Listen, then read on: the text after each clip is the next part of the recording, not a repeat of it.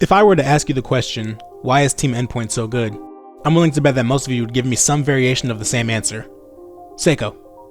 And you wouldn't be wrong at all. In RLCS X, Team Endpoint finished in 10th place. But after they brought him in to replace Virtuoso, who is a very good player in his own right, they are now sitting at 1st place in Europe ahead of the Fall Major, and are one of the favorites to win the whole thing. So naturally, many people look at this change in the roster and the change in results, on top of Seikoo's ridiculous stats and highlight plays, and give him most of the credit for their success. Generally, I would agree with that. I think he is the best player on the team, and he's one of the best in the region, so you'll get no arguments from me in that regard. But one thing that's been really bothering me is that I don't think Relatingwave and Metsanauris are getting nearly the amount of praise they deserve for Endpoint's success this season. So I'm going to change that.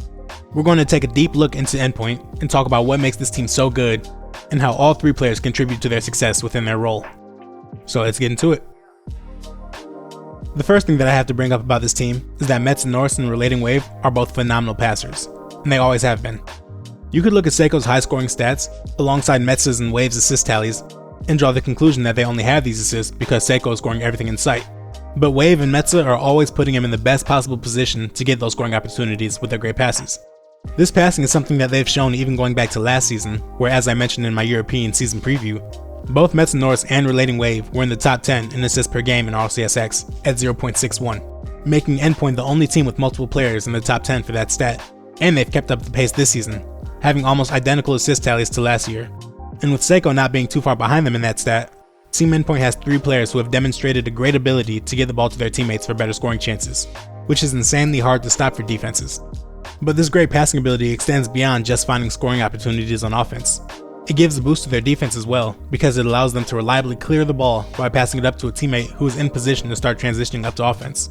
A lot of the time, when a team wants to clear the ball, they'll just hit it as hard as they can to the other side. And while that does buy a little bit of time and breathing room, in most cases the opponents will just immediately send the ball right back to their side, putting them back in the same position that they started in. This back and forth is often referred to as playing boomer ball with the opponent.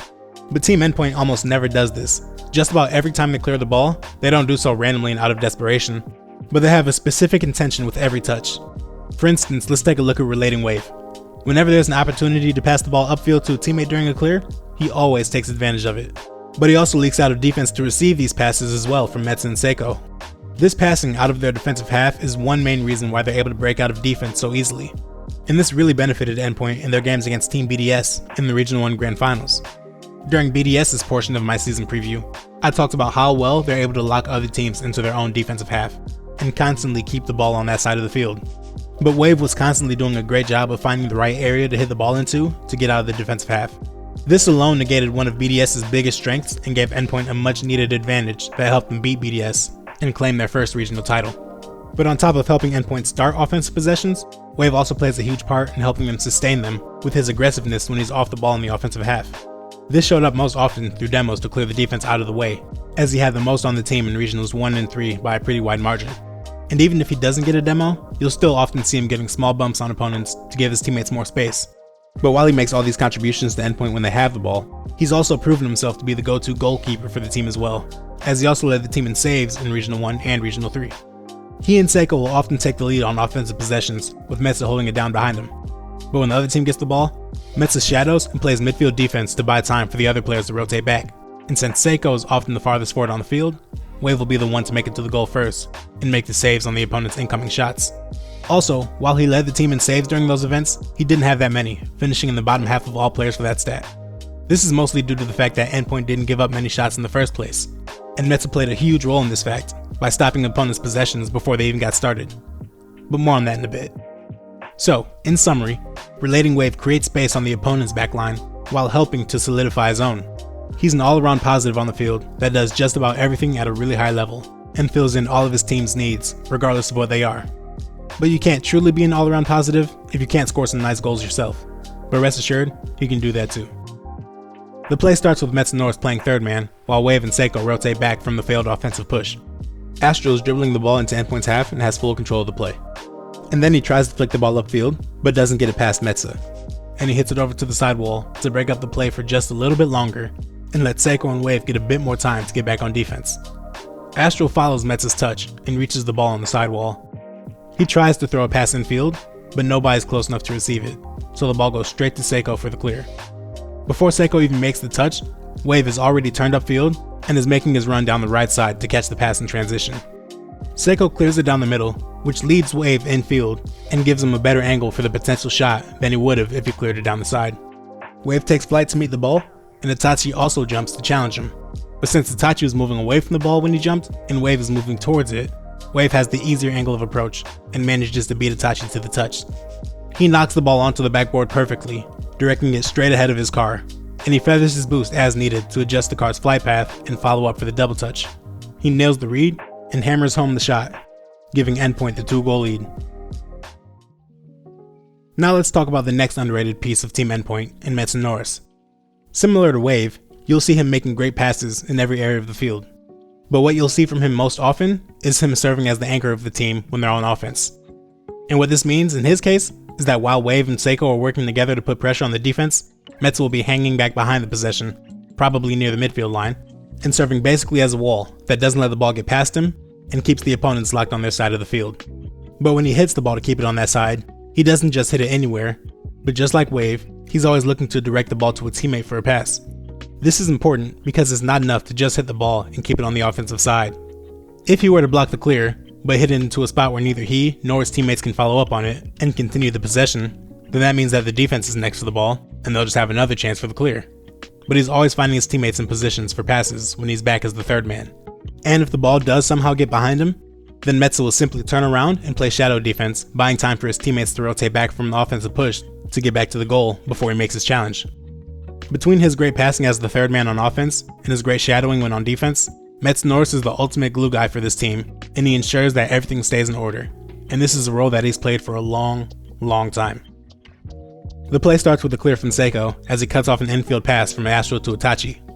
The ball rolls out to the left side of the field from Endpoint's perspective and straight to Stake, who is the only KC player who can defend against the counterattack after Astro and Itachi pushed up so far for their offensive push.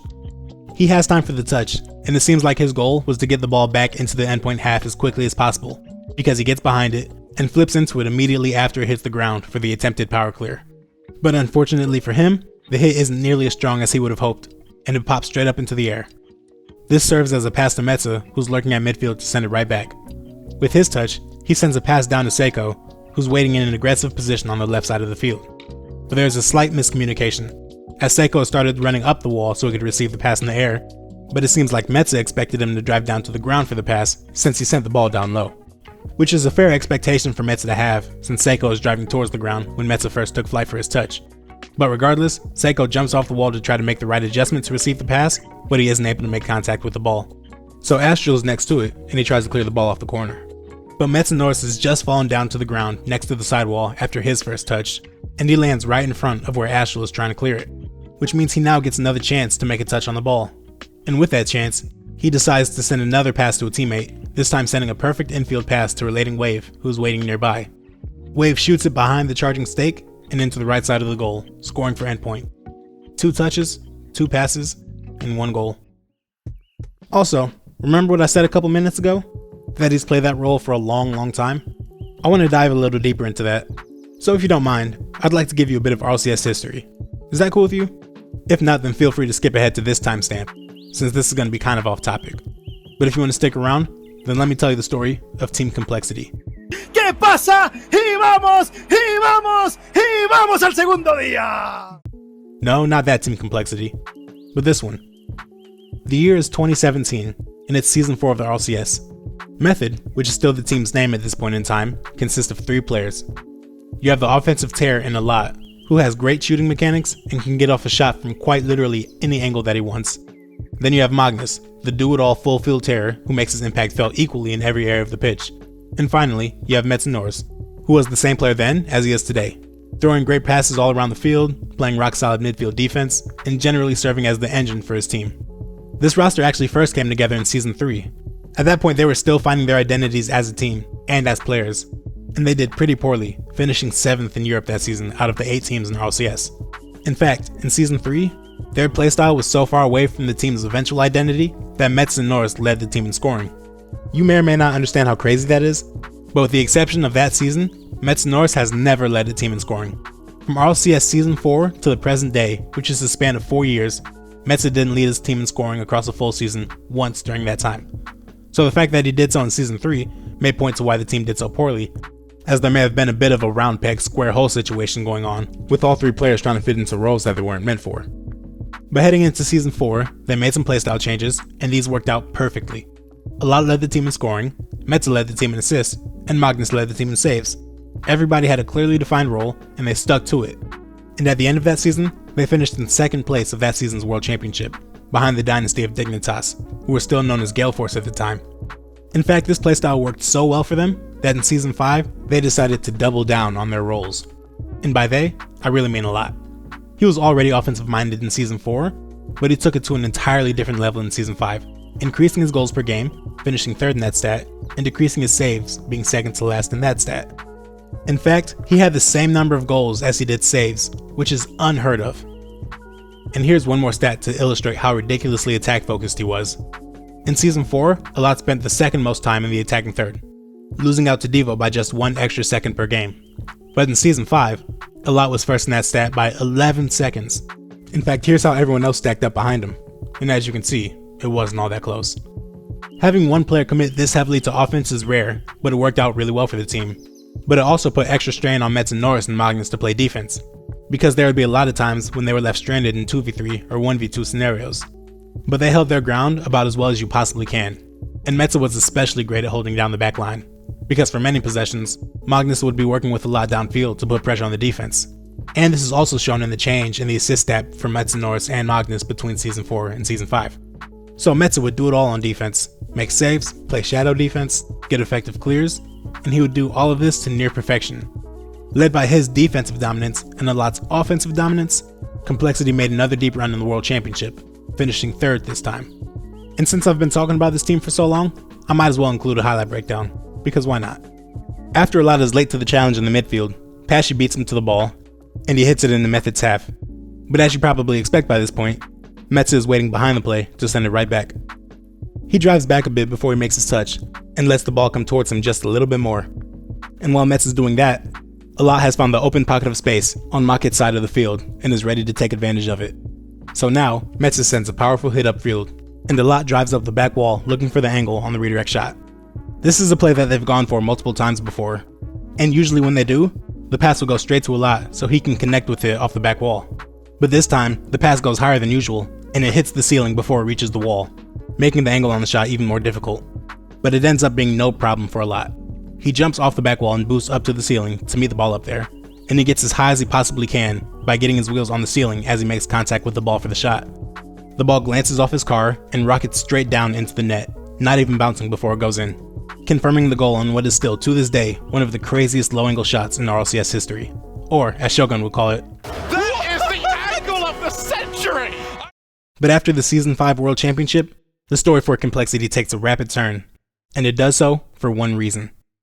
So today we are announcing that we are going to be releasing a long-standing member of the team. That's going to be Metsanauris. So coming in to fill that open spot is going to be a former world champion in Greasy. This change ended up being a tragedy for Complexity. After they brought in another offensive player in Greasy to replace the Great Wall of Metsa, Alot couldn't be as aggressive as he wanted to and had to play more defense to help fill in some of Metsa's role. And, to be frank, he wasn't very good at it. And with Alot not playing his usual attacking style, Complexity's offense fell off a cliff, and they finished dead last in goals per game in Season 6. And to make matters even worse, they played poorly enough to be relegated to the rival series after the season. Meanwhile, Metsa's new team in We Them Girls was all good. They had iGnite, a great offensive player and a devastating shooter, and they had Remco, a savvy veteran who was always in the right spot and making the right play. And of course, they had Metsa. While Complexity was trying to pick up the pieces from losing Metsa, them girls were doing just fine. And in fact, they're doing better than fine. At the end of Season 6, We Them Girls finished 3rd at the World Championship, giving Metsa yet another top 3 finish at Worlds. And shortly after that, they won the 2nd ever E-League Cup, beating NRG and Cloud9 in the bracket stage. Season 7 came along and they got picked up by TSM, but they finished with a record of 3-4 that season and missed out on the Worlds. Then in Season 8, TSM drops the bag and brings in Alpha 54, and they finish 3-4 again. And to make matters worse, even though they were just under 500 for the season, they still finished in the bottom 2 and end up in the relegation tournament. Like, look at these standings, and wait. I know that ain't who I think it is. Anyways, look at these standings and how close they were. Even though TSM were the ones that finished in 7th place and were put in the relegation tournament, they were still right there with the rest of the teams in the league. In fact, the last game of the season for them was playing against Team Vitality, and the loser of that game was going to be sent to the relegation tourney. And the series went to a Game 5 overtime. Team Vitality went on to finish second place in that season's World Championship, but before that they were literally one goal away from facing the threat of relegation. Man, Season 8 was crazy. But the main point that I'm making here is that even though Mets' team weren't as elite as his teams in the past had been, they still weren't bad. A couple more lucky breaks and the season could have been completely different for them. But it wasn't meant to be. After that, Alpha left the team to join Team Vitality, and they picked up Magnus to replace him, who clearly wasn't at the same level for talent, and the team fell off pretty significantly, and ended up in relegation again. From there, Mets had joined Team Endpoint at the beginning of Season X, yada yada yada, and now we're at present day. But if I were to summarize my main point of that story that went on for way longer than I thought it would, it's that Metsanauris has been a key part for so many different great teams in RLCS history, and he's done so while not relying on crazy highlight plays or flashy mechanics, but by always being rock solid and dependable, and being the ultimate team player, allowing other teammates to take the spotlight in his place. First it was a lot, then it was iGnite, and now it's Seikoo. And don't get me wrong, all of those players are entirely deserving of the love that they've gotten, but it doesn't happen without Metsa, because he is really, really good. Like, top 10 Rocket League player of all time good. And I'm tired of pretending that he's not. But alright, with all of that said, let's get back on the subject of present day Team Endpoint. We've spent enough time talking about the other two players, so let's get to the part that you've all been waiting for. Let's talk about Seikoo. Because even with all the praise that I've given to Wave and Metsa so far, Seikoo is still the team's best player. This guy is an absolute mechanical maniac. The speed that he's able to play at, both on and off the ball, is crazy. And the consistency that he has in hitting flashy shots like flip resets or accurate ceiling shots is game breaking. And I mentioned earlier how this team avoids playing boomer ball, and has a plan behind every clear, and Seikoo is no different. But the difference with him is that instead of passing the ball to teammates in transition to go from defense to offense, he'll often be most comfortable doing it by himself, with an air dribble. Seikoo spends the most time as farthest forward on the field, so he's in front of his teammates in a lot of different scenarios, including when he's leaking out of the defensive half to receive a breakout pass from a teammate, or when he has both teammates behind him as he goes for the challenge in defense. But being farthest forward on the field often means that he doesn't have anyone to clear the ball to downfield if he gets possession in the defensive half. So instead of hard clearing to nobody, he'll use an air dribble, which allows him to move the ball upfield with pace, while ensuring his team still has solid possession of it as they move up in offense. And on top of these benefits, keeping the ball so close to him in the air gives him a better chance at manipulating the 50 to go where he wants it to, after he inevitably gets challenged by an opponent. But he's only able to pull off these plays because he has good enough mechanics to do it consistently and confidently. But on top of providing a boost to the team on defense, his great mechanics without a doubt shine most greatly when he's on offense. And even during the course of this young season, he's already shown a lot of growth in that area. During the first regional, Seikoo focused primarily on scoring, and he proved to be pretty good at it, leading the event in goals per game at 1.05. Then in the second regional, where Endpoint missed out on the top 8, he didn't have as much success in scoring, with the drop in goals and shooting percentage, but he picked up his assist stat to try to make up for it, having 0.62 per game in that event, good for top 10. But if Regional 1 showed off Seikoo's shooting, and Regional 2 showed off his passing, then in Regional 3 he gave us the best of both worlds, because he ended up having more goals than he did in the first event, and more assists than he did in the second one, fully showing off his ability to be an offensive terror and an unstoppable force. If Seikoo had a sliver of space with the ball in an open shooting angle, it basically always turned into a goal for Endpoint. And if they had the shooting angles covered, then he would simply drop it off to a teammate and let them take the shot. Whatever Endpoint needed from him with the ball, he did it, and he did it very well. After Metsanauris messes up the clear, he is stuck floating on low boost towards the offensive half and is essentially out of the play. Chauset gets possession of the ball with plenty of space, while Relatingwave is waiting in the defensive corner, and Seikoo is coming back to the goal after grabbing the midfield boost. With his touch, Chauset decides to hit the ball into the middle of the field for a pass to Archie. The only problem is that while Archie is open for it, the angle of the pass is way too far forward, and Archie can't get to it before Seikoo. He jumps and flips forward, trying to block Seikoo's clear and force a 50. But Seikoo does a great job of hitting the ball out to the side and around Archie's block attempt, and moves the ball into open space on the left side of the field for him to move into. He scoops up the side boost and follows the ball up the wall, driving into it from underneath to hit the ball up to the ceiling, while he drives up there himself. As Seikoo is falling down towards the ball, Cassio drives up the defensive back wall to challenge him. Cassio reads the ball's flight path and jumps off in the right spot to meet it for the challenge. But this is when Seikoo uses the flip that he saved and speed flips into the ball, which flattens out the downward angle and ensures that Cassio sails underneath it. Then Seikoo uses the momentum from his flip to get over the ball and slightly off to the right side of it, allowing him to reach the perfect angle for the shot. On his final touch, he manages to hit it with the corner of his car, giving it all the power that it needs to get into the goal, and giving Chaussette no chance of the save. And in this play, later in that same set, after the touch from Chaussette goes right to Seikoo, he pops the ball straight up in the air to start yet another air dribble. But at this point in the series, Seikoo has done this multiple times, so Semper knows better than to just give him the space in the air. So Cassio jumps in nearly the exact same time as Seikoo to meet him up there for the challenge as soon as possible. But instead of just continuing with the air dribble, Seikoo goes for a flip reset when the ball reaches its apex, which slows his ascent, helping him to go under Cassio's challenge, since he was flying straight for the ball. The only problem here is that Cassio still manages to get a touch on the ball, and hits it into Seikoo's wheels, making it bounce off farther than he probably would have wanted. But instead of using his flip and the rest of his boost to try to catch up with the ball in the air, he brings it down to the ground instead. Because Chaussette is now the only Semper player who is far enough back to defend Seikoo, and he's way too far away from the play to do anything, on top of the fact that he has zero boost and couldn't make a play even if he was close enough, so he decides to go grab the corner boost. This means that Seikoo has all of this space to work with. So he falls down to the ground, uses the extra dodge that he got on the flip reset to wave dash once he does hit the ground for some extra forward momentum, and then gets a powerful shot off the half volley towards the right side of the net, and the ball bounces off Chaussette and into the goal. Alright, before I go, this is my last video before the start of the major on Wednesday, making this my only chance to get some more thoughts out there. So let's speed run through a few quick takes before we go. Furia is absolutely cracked, and I'm very confident that they're going to make it into the top 8. These guys are an offensive powerhouse in South America, leading the region in goals per game as a team with ease. And I think that they're going to be able to carry on that production in international competition against better defenses as well. Like many teams in South America, they have an extremely flashy playstyle, which contributes to them consistently getting highlight goals.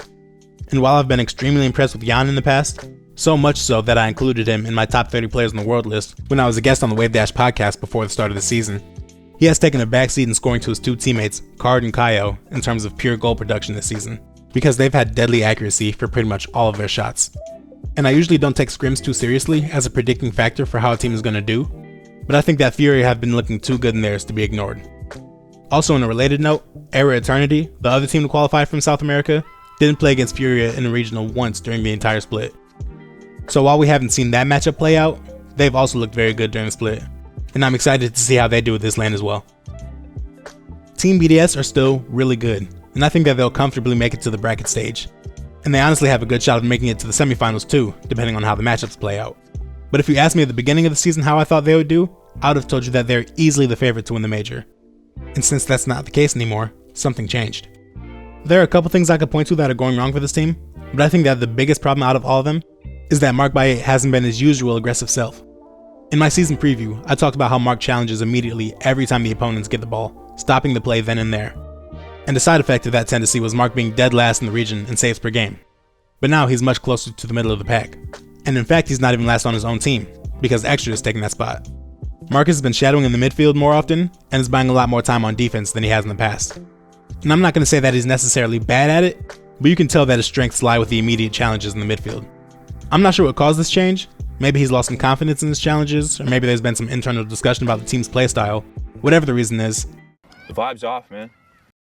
I hope Mark gets back to his all-out aggressive midfield defensive style for the major, because if he doesn't, I don't think they have much chance of winning it at all.